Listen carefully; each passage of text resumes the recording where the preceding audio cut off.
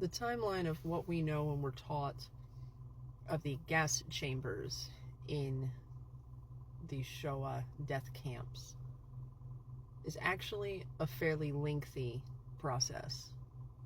It didn't begin with crematoria 1 through 5 in Auschwitz. It didn't start with Zyklon B. It started with carbon monoxide. When captured military trucks were not big enough to do the job, they used captured massive engines to produce that carbon monoxide through a doorway, but they decided that this was not efficient enough. So they moved on to experimentation with Zyklon B, which also was still not carried out in a gas chamber. The experiment to test its effectiveness took place in the basement of Block 11 in Auschwitz I.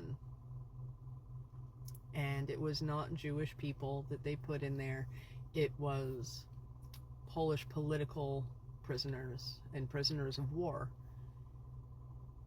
They loaded, I believe it was around 200 people into a room in the basement of Block 11.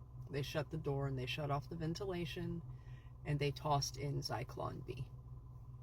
They returned 30 minutes later and reported that everyone had expired. From that point, they moved the use of Zyklon B to the Little Red House, which was just a little building at the end of the compound. Also had something to do with Polish political prisoners. They sealed it up and they used it, and they decided that that wasn't efficient enough, at which point they built the gas chambers that get talked about in history classes when they teach it, if they teach it, because a lot of them don't anymore. And along with the construction of the new gas chambers came the construction of the crematoriums.